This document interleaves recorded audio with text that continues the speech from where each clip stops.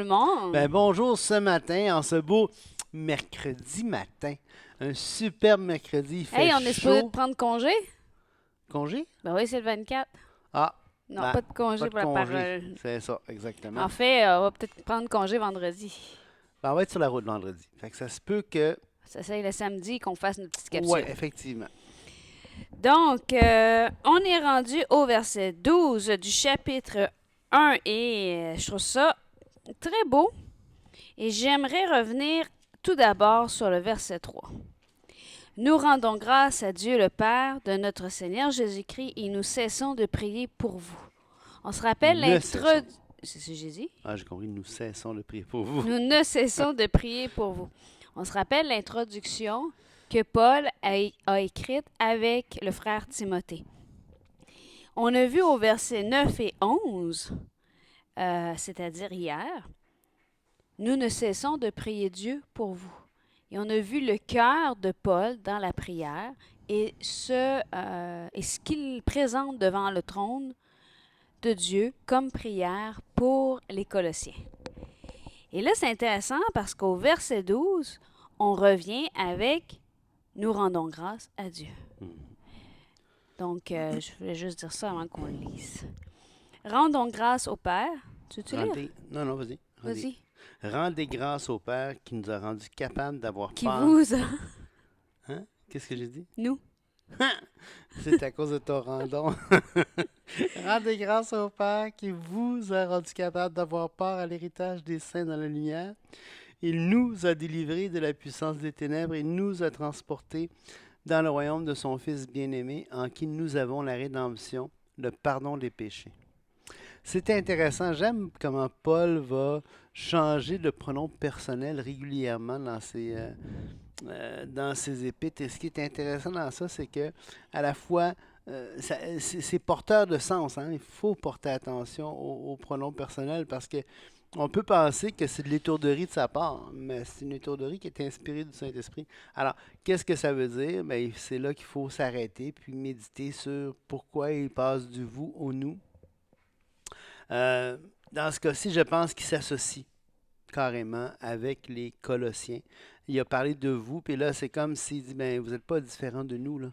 On est tous dans la famille de Dieu. Il n'y a pas de distinction. Et là, il passe au nous, je pense.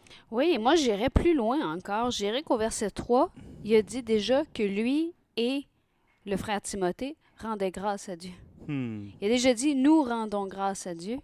Et là, il arrive au verset 12, vous aussi rendez grâce à Dieu. Ah, c'est beau, j'aime ça. Rendez grâce à Dieu qui vous a rendu capable d'avoir part à l'héritage des saints dans la lumière. Et il revient avec l'idée qu'il a dit au verset 4, qui a dit au verset 2, aux saints et fidèles frères en Christ. Donc, il revient avec l'identité de sainteté que les Colossiens ont, c'est-à-dire, j'ai changé de pronom,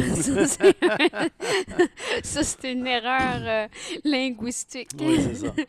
Et je trouve ça vraiment intéressant parce qu'il ramène, il dit, il a commencé en disant aux saints et fidèles que la grâce et la paix vous soient données. Nous rendons grâce, rendez grâce à Dieu d'être rendu saint. Ouais. Et Et ce que je trouve beau dans ça, c'est ça. Il nous a délivrés de la puissance des ténèbres. Donc ça, c'est fait. Il nous a délivrés. Hein. C'est un passé composé en français.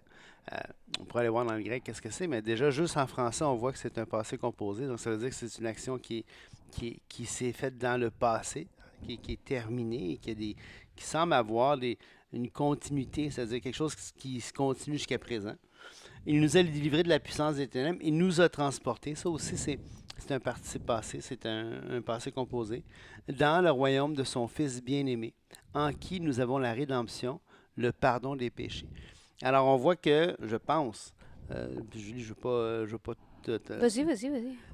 ce qui est intéressant, c'est que la notion chez Paul, la notion très paulinienne d'être en Christ, elle prend aussi une importance. Elle le fait dans Éphésiens.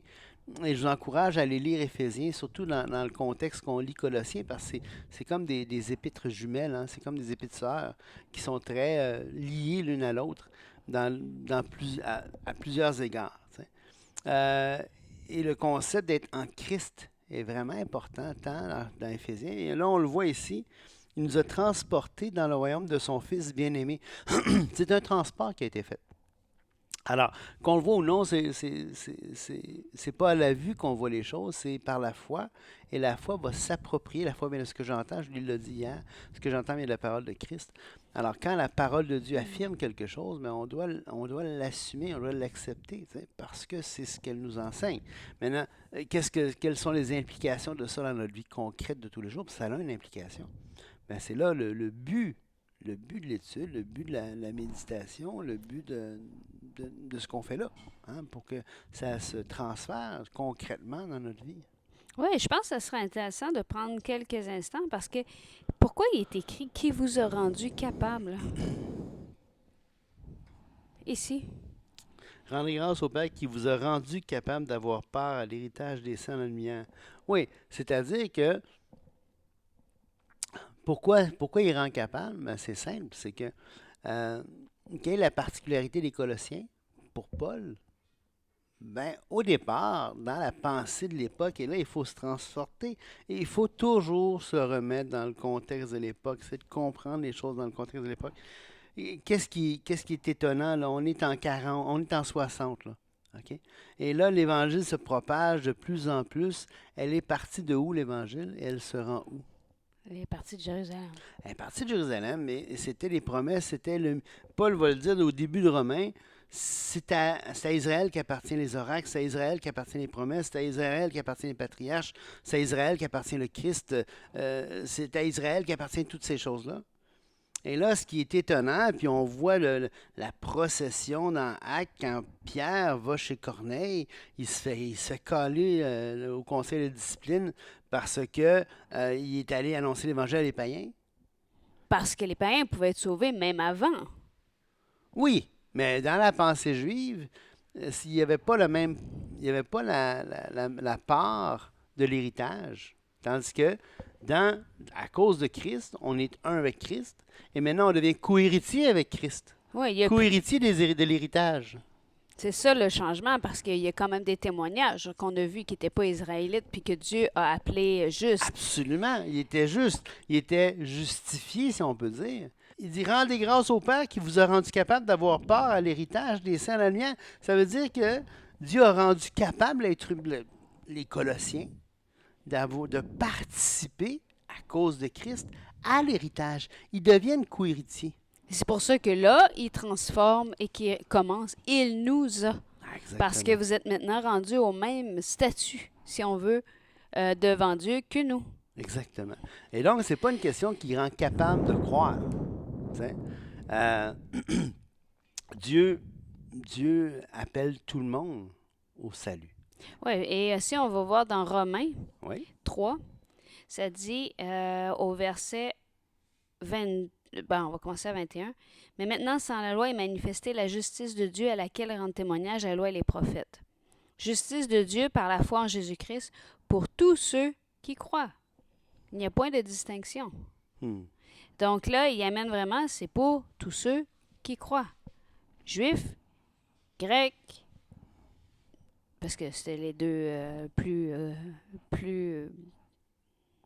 c'était les deux Les deux groupes groupes ethniques les plus en vue, là, si on veut. Là. à ce moment-là.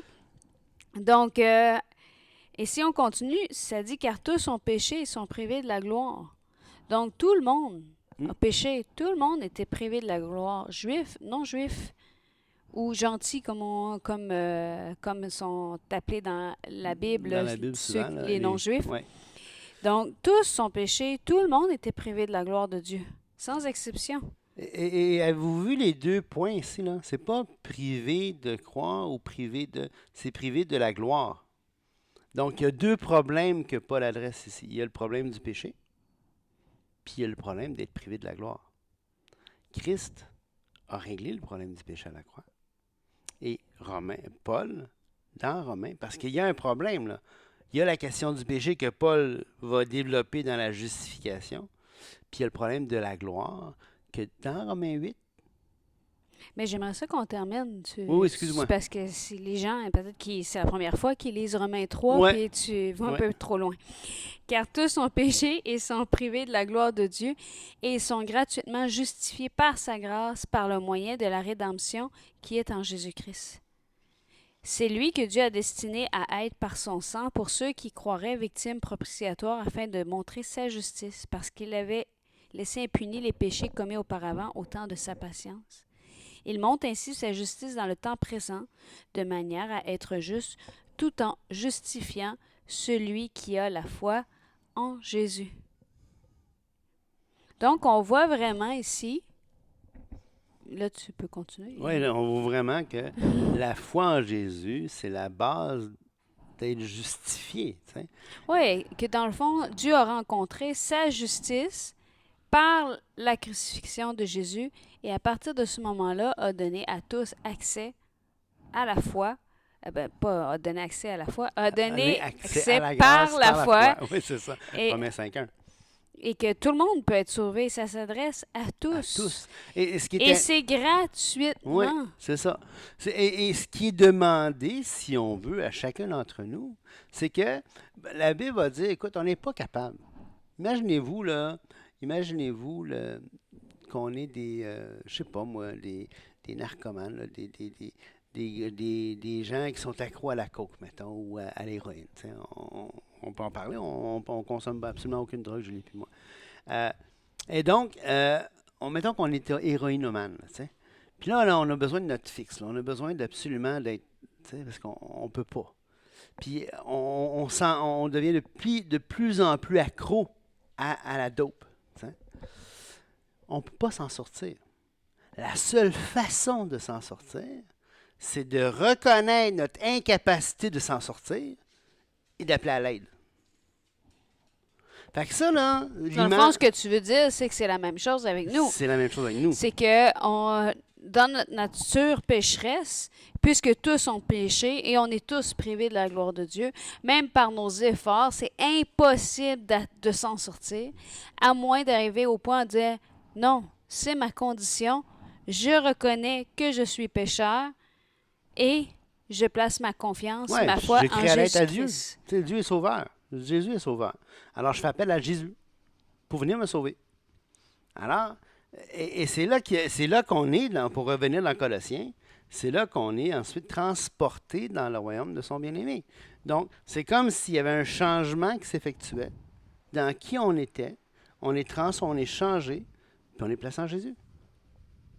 Ça me fait penser à un magnifique chant de Rolf Schneider qui dit quand viendra le jugement, je n'ai pas d'autre plan. J'ai mis mon espoir dans un homme crucifié.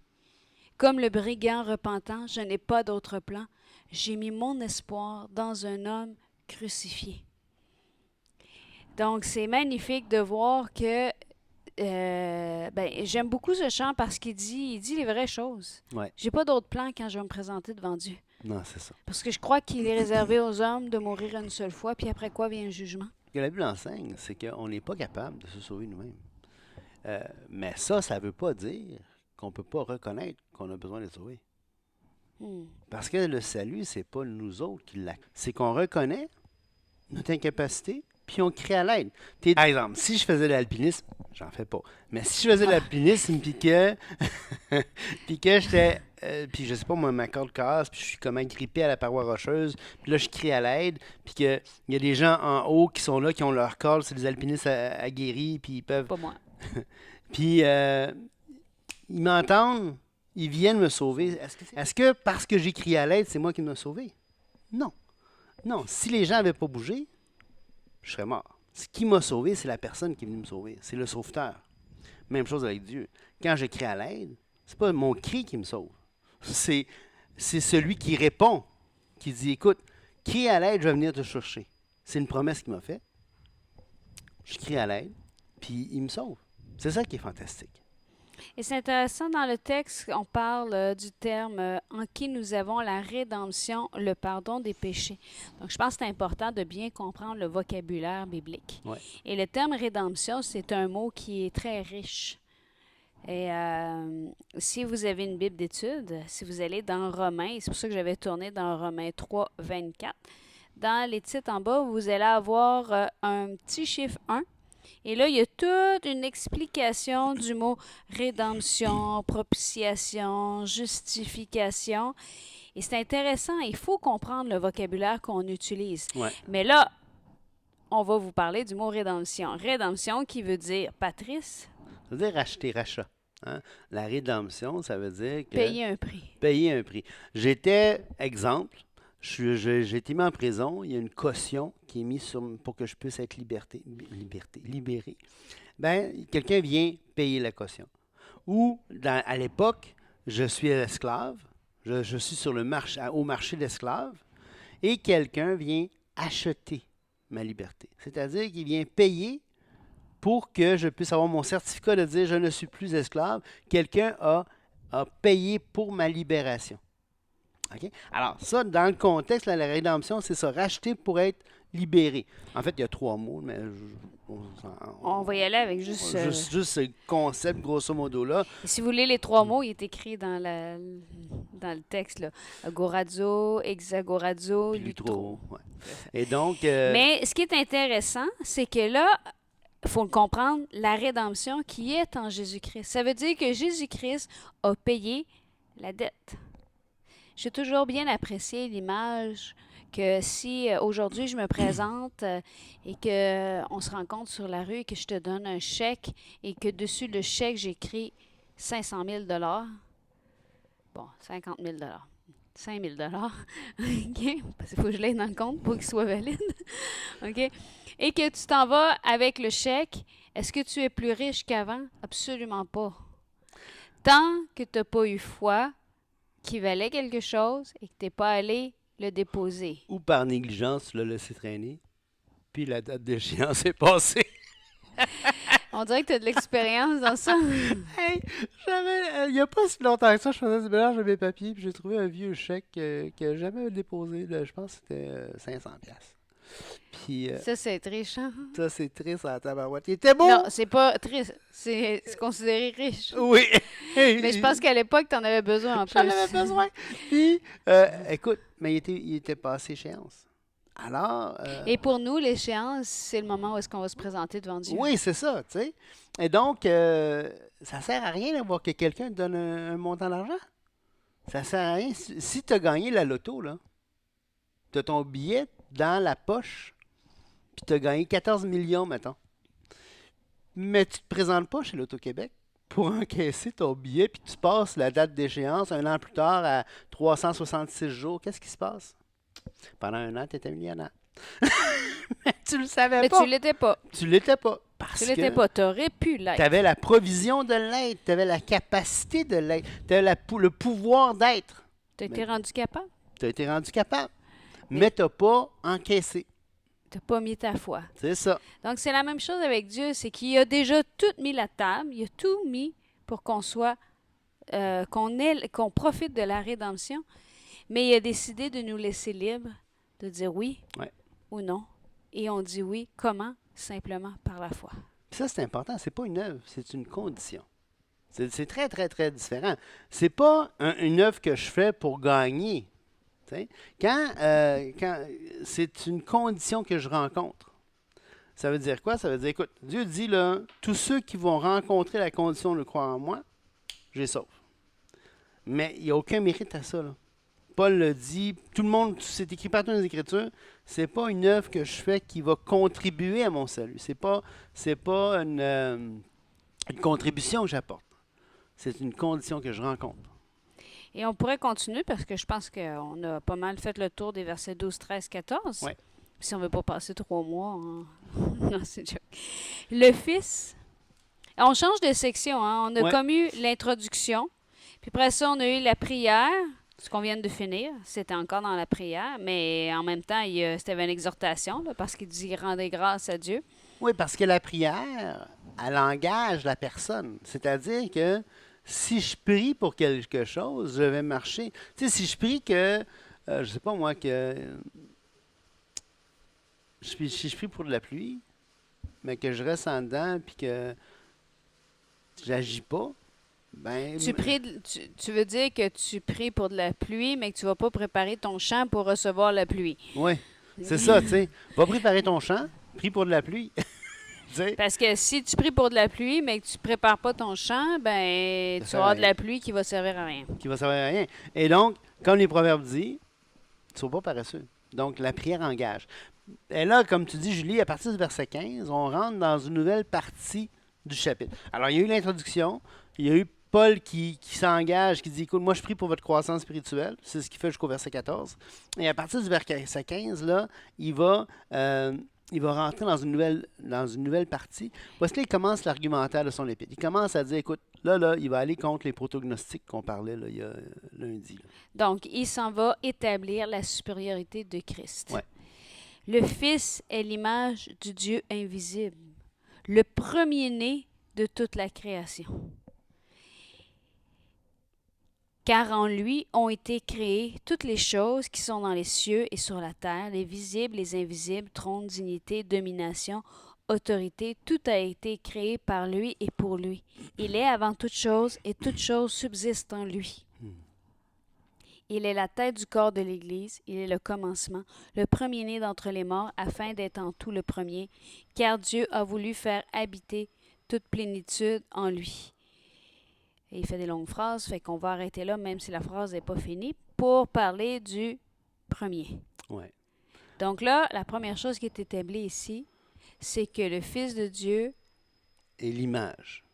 du Dieu invisible, ça Ouais. veut dire que le témoignage visible que nous avons sur terre de Dieu, c'est Jésus-Christ. Ça veut dire que, tu sais, il y a plein de théologie. Là. Plein de théologie, ça veut dire comment tu conçois Dieu, là, comment tu expliques Dieu. Là. Tu sais, théos, c'est Dieu, logos, c'est parole. Donc, comment c'est la science qui étudie Dieu, mettons. Puis, si tu regardes Jésus, là, regarde Jésus, regarde comment il a agi pendant ce qu'on a dans les évangiles par rapport à Jésus. Là. Puis si ça ne correspond pas, là, si ce que tu conçois de Dieu, là, puis quand tu vois Jésus, ce que tu vois de Jésus, si les deux ne fitent pas ensemble, là, ben, débarrasse-toi de ta théologie parce que ça ne correspond pas. Parce que Dieu est invisible, mais Jésus, là, il le rend visible. Oui, mais il a vraiment dit, ce que je fais, c'est je fais ce que le Père fait. Ouais. Donc, les actions révélaient et la façon dont il a agi, la façon dont il a pleuré, la Ouais. façon dont il a été ému, la façon dont il a Il a souffert. nourri les foules, il manifestait le caractère même de Oui, il Dieu. rend visible Dieu. Alors, ça veut dire que, tu sais, quand Philippe il a dit montre-nous le Père, ça suffit. Jésus va dire quoi, ça fait tout ce temps-là que je suis avec vous, puis tu m'as pas vu? Ici, il y a il y a parfois un petit quiproquo dans la compréhension le premier-né de toute la création. Oui. Ça ne veut pas dire que Jésus a été créé, parce que le verset après le dit vraiment, car en lui ont été créées toutes les choses. Ouais. Alors, prototokos, qui est le mot premier-né, Vas-y. ça veut dire prééminent. Puis c'est pas parce que, tu sais, dans la pensée juive, tu n'as pas besoin d'être né en premier pour être premier-né. C'est quelque chose que tu es déclaré être. Comme par exemple, David, dans le psaume 89, Dieu va dire, il dit, moi je ferai de lui le premier-né, le roi le plus élevé des rois de la terre. Alors, C'était pas le premier roi. c'était pas le premier roi, puis c'était pas le premier-né de sa famille non plus. Mais Dieu dit, je vais faire de lui le premier-né des rois de la terre. Le premier-né, le Celui plus qui élevé. va avoir la priorité, la Ouais. primauté sur toutes les autres. Ouais. Donc, c'est plus l'idée d'un statut plutôt que d'une origine. Oui, c'est ça. D'ailleurs, combien de fois dans l'Ancien Testament, on voit que, par exemple, c'est Joseph, quand il amène ses fils à Jacob, puis Jacob, il y a Éphraïm puis Manassé. Le premier-né, je ne me souviens jamais c'est Manassé, mais C'est Manassé parce qu'il a mis la main droite sur Ephraim. oui, c'est ça, exactement. Fait que là, Joseph disait, hey, non, change tes mains, parce qu'il fallait que la bénédiction du premier-né repose sur le premier-né. T'sais. Puis Jacob dit, non, mes mains sont correctes. Fait qu'il a donné la bénédiction du premier-né Au plus jeune. au plus jeune. Donc, c'est pas une question de premier, là, de première naissance ou première création. Et car en lui ont été créées toutes les choses qui sont dans les cieux et sur la terre, les visibles, les invisibles, trône, dignité, domination, autorité. Tout a été créé par lui et pour lui. Donc, nous croyons à la création. Oui, tout à fait. Tout a été créé. Et regardez bien comment c'est extraordinaire. On parle de Jésus, là. On parle de Jésus. Mhm. Hein? Veux-tu relire la phrase? Car en lui ont été créées toutes les choses qui sont dans les cieux et sur la terre, les visibles, les invisibles, trône, dignité, domination, autorité. Alors, le Fils est l'image du Dieu visible, le premier-né de toute la création, car en lui... Alors, pourquoi on dit qu'il est premier-né? Parce qu'en lui, tout a été créé. Alors, on voit qu'il est créateur. En lui, tout a été créé. Et c'est puissant, là. C'est quelque chose, là. Ça veut dire qu'il est vraiment... qu'il englobe tout, là. OK? D'ailleurs, il est écrit ensuite au verset 17, il est avant toute chose, et certaines traductions vont peut-être rendre mieux le texte en disant il était déjà avant la création, pour ramener la primauté justement de ce qu'il disait. Il était déjà avant la création. Et toute chose subsiste en lui. Alors là, on est vraiment dans une, excusez-moi le terme, une métaphysique, là. Ça veut dire, hey, tout est en lui. Ils n'ont pas juste été créés en lui. Ils subsistent en lui. Et le mot subsister parle aussi de cohésion. Ça veut dire que tout garde leur forme en lui. Ça fait penser dans Acte 17. T'sais. Acte 17. Pendant que tu cherches, moi, je voudrais Oui, parler vas-y. d'Hébreu. Parce que là, on pourrait se dire, ouais, mais là, ça parle de la création. Parce qu'il y en a qui disent, oui, mais la création, là, c'est juste dans Genèse qu'on voit ça, là. Bon, là, je pense qu'on vient de voir clairement une idée de création ici en Dieu. Et si on lit dans Hébreu, après avoir autrefois à plusieurs reprises et plusieurs manières parlé à nos pères par les prophètes, Dieu, dans ces derniers temps, nous a parlé par le Fils. Il l'a établi héritier de toutes choses. Par lui, il a aussi créé l'univers. Ouais. Ouais. Le Fils est le reflet de sa gloire, comme on a vu. Le Fils manifeste le Père invisible. Et l'empreinte de sa personne, il soutient toutes choses par sa parole puissante. Et là, c'est puissant, l'empreinte, comme une trace de pied dans le sable. Quand tu regardes la trace, tu peux déduire le pied.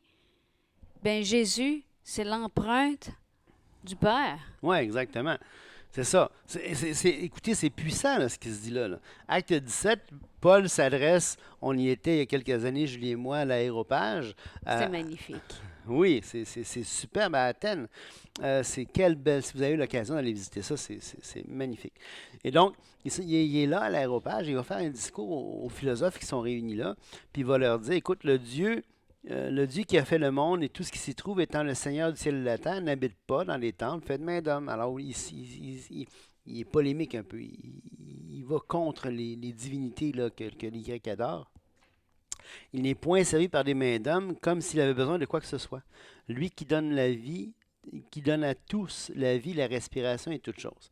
Il a fait que tous les hommes sortis d'un seul sang habitent sur toutes les surfaces de la terre, ayant déterminé la durée des temps et les bornes de leur demeure. Il a voulu qu'il cherche le Seigneur et qu'il s'efforce de le trouver en tâtonnant, bien qu'il ne soit pas loin de chacun de nous. Car en lui, nous avons la vie, le mouvement et l'être. En lui, nous avons la vie, le mouvement et l'être. Donc, on a la création et encore plus, on a la subsistance. Oui, en lui. Alors, c'est vraiment... Alors, ici, la raison de cette exaltation du Christ qu'on voit dans ce texte-là, c'est justement, il veut établir que Christ, il est supérieur. Il est vraiment exalté, il est vraiment grand. Et là, il commence en l'établissant au niveau de la création. Ouais. Et il continue en disant, c'est un petit peu comme la nouvelle création. Ouais. Parce qu'une fois, la Bible dit que quand on accepte le Seigneur Jésus-Christ, on devient une nouvelle création et qu'on est incorporé maintenant dans le corps de l'Église. Ça veut dire qu'un peu transporté en lui, parce que c'est en lui-là, ben, c'est là c'est cette idée-là, cette image-là que l'Église devient comme le corps du Christ sur terre. Et d'ailleurs, il est la tête du corps de l'Église. Donc, Exactement. il a l'image, encore une fois, ben, j'ai établi l'Église, mais je suis le premier. Ouais. Et il va l'illustrer en étant la tête. Coupe la tête, plus rien fonctionne. C'est le point de départ. C'est ce qui est le plus important de notre corps. Il est le commencement, le premier-né d'entre les morts. Pourquoi il va dire qu'il est le premier-né d'entre les morts? Ben, c'est parce que, à cause de Christ, parce que n'oubliez pas, Christ n'est pas seulement mort. Christ aussi, le troisième jour, est ressuscité des morts. C'est ce qu'on célèbre à la Pâque, on célèbre la crucifixion. Mais la crucifixion, pourquoi on célèbre la Pâque? C'est pas à cause de la crucifixion. C'est à cause de la résurrection. C'est pas pour rien que dans toutes les grandes traditions chrétiennes, Pâques, c'est la plus grande célébration du calendrier liturgique, parce que c'est là qui est manifesté que le Christ a vaincu la mort, a vaincu le péché, et il pave la voie, il prépare la voie à la résurrection de tous les êtres humains. Bon mal, bon mauvais, à leur destinée finale respective. T'sais. Et donc, c'est important de voir. Il est le premier-né. Pourquoi? Parce que c'est le premier à ressusciter. Pas juste à être réanimé, à ressusciter des morts. Et donc, et Paul, si on avait continué la lecture dans l'acte 17, il va parler de résurrection. Et là, les philosophes grecs vont dire c'est n'importe quoi, puis plusieurs vont partir. Parce que c'est le cœur du christianisme. S'il n'y a pas de résurrection des morts, notre foi est vaine, va dire Paul dans 1 Corinthiens 15. Tout à fait, et afin d'être en tout le premier. Donc, je pense qu'on pourrait arrêter là, parce qu'on a vu beaucoup de choses aujourd'hui, parce que le temps avance, et parce qu'il faut que tu l'apprennes par cœur, et moi aussi. Mais on s'est dit qu'on avait 15 heures de route à faire, donc on devrait être pas pire pour apprendre ça, continuer à apprendre ça lors de notre route. Donc, c'est beau quand même de voir ici. On a vu beaucoup de perles ce matin. On s'est rappelé qu'on avait tous la possibilité, que nous avons tous la possibilité d'être délivrés de la puissance des ténèbres et d'être transportés dans le royaume de son Fils bien-aimé. Et de la même façon que les Colossiens sont devenus des saints et fidèles frères en Christ, cette possibilité-là s'adresse à chacun d'entre nous. Et à partir du moment où est-ce qu'on a dit « Oui, Seigneur, sauve-moi », je reconnais que tu es Seigneur, je reconnais que tu es mon Sauveur, eh bien, ça s'est fait. Ça se fait à l'instant. Ça s'est fait à l'instant. Et c'est un cadeau qui a une portée éternelle. Alors, soyez bénis. Que Dieu bénisse. Au revoir.